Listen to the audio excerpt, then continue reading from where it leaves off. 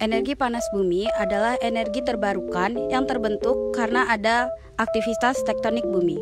Indonesia memiliki potensi panas bumi terbesar di dunia karena Indonesia terletak di wilayah Ring of Fire. Geologi Indonesia terletak di zona subduksi. Hal ini mempengaruhi keberadaan potensi panas bumi di Indonesia. Tekanan yang dihasilkan oleh subduksi tersebut dilepaskan secara berkala melalui retakan-retakan yang beriringan dengan pinggiran lempeng. Provinsi Lampung merupakan daerah dengan potensi panas bumi yang sangat signifikan. Salah satunya adalah daerah manifestasi panas bumi Cisarua yang terletak di Kecamatan Natar, Kabupaten Lampung Selatan, Provinsi Lampung. Oleh karena itu, sangat penting untuk melakukan pengamatan mengenai kondisi geologi dan panas bumi di wilayah panas bumi Cisarua, Natar. Manifestasi Cisarua Natar terletak tepatnya 4 km sebelah timur kota Natar dan 15 km sebelah utara kota Bandar Lampung. Stratigrafi lokasi air panas Cisarua terdiri atas produk vulkanik formasi Lampung. Selain itu dijumpai juga batuan malihan kompleks Gunung Kasih yang diperkirakan sebagai basement.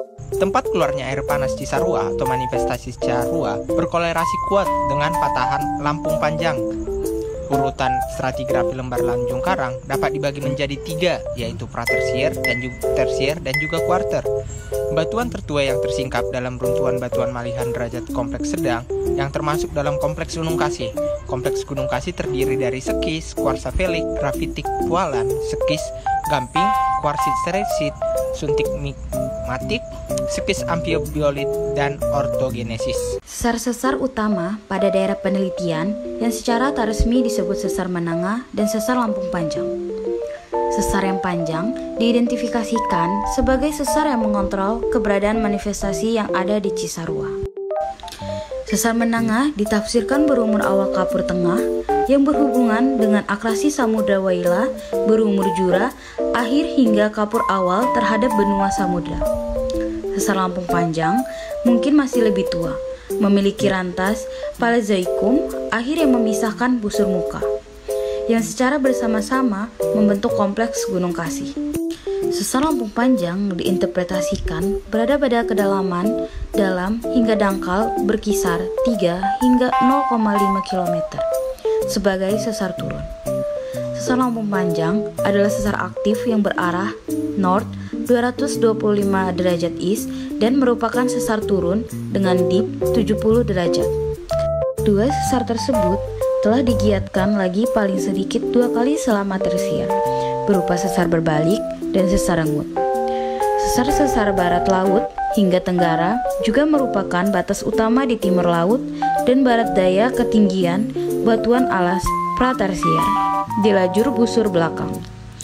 Sesar-sesar ini mengontrol ukuran dan pembentukan cekungan-cekungan sedimen tersier di lajur ini, sehingga telah mengalami banyak pergerakan vertikal. Lokasi A1 pada daerah pengamatan terdapat bahwa air panas Cisarua memiliki suhu 48 derajat Celcius dengan pH 6,25. Ini pengukuran salinitas yang dilakukan. Nilai salinitas air 2010 ppm ini mengidentifikasi air termasuk ke jenis payau. Konduktivitas air didapatkan sebesar 4.900 UC cm yang termasuk ke dalam jenis air garam. Lokasi A2 pada daerah pengamatan didapatkan bekas manifestasi yang telah berhenti mengalir sejak tahun 2020. Didapatkan bahwa daerah manifestasi tersebut tersebar batuan karbonat. Berdasarkan penelitian Iqbal yang dilaksanakan pada tahun 2019, didapatkan data pH 7 dengan unsur litium, natrium, kalium, kalsium, magnesium, klorida, fluor, sulfat, dan bikarbonat. Simulasi ini menunjukkan aliran massa fluida air bergerak ke arah timur laut. Rentang massa air yang digunakan pada hasil simulasi aliran massa fluida air berada pada rentang 0,10 sampai 6 gram cm persegi. Hasil pergerakan aliran fluida menunjukkan bahwa lintasan ini termasuk ke dalam jenis zona outflow. Kondisi ini juga diperkuat dengan keberadaan manifestasi Cisarua. Hitung kandungan energi reservoir pada keadaan awal. Untuk menghitung kandungan energi reservoir pada keadaan awal dapat digunakan rumus sebagai berikut. Setelah itu tinggal masukkan saja angkanya sesuai dengan rumus dan didapatkan hasil sebesar 2,88 dikali 10 pangkat 15 kJ. Setelah itu menghitung kandungan energi reservoir pada keadaan akhir. Masukkan saja angkanya, lalu didapatkan hasil sebesar 1,98 dikali 10 pangkat 15 kJ. Selanjutnya menghitung energi maksimum dengan cara HEI atau kandungan energi reservoir pada keadaan awal dikurangkan dengan HEF atau kandungan energi reservoir pada keadaan akhir, dan didapatkan hasil sebesar 9,08 dikali 10 pangkat 15 kJ. Setelah itu menghitung energi panas dengan cara HDE sama dengan RF dikurang dengan HTH atau energi maksimum. Didapatkan hasil sebesar 2,27 dikali 10 pangkat 14 kJ. Dan terakhir menghitung potensi listrik dengan rumus HDE dikali N dibagi T, dan dimasukkan saja angka-angkanya, lalu didapatkan hasil akhir sebesar 24 MW. Berdasarkan perhitungan menggunakan metode volumetrik yang telah dilakukan sebelumnya, ditemukan bahwa cadangan panas bumi yang dapat dimanfaatkan di lapangan panas bumi Cisarua mencapai 2 kali 10 pangkat 14 kJ.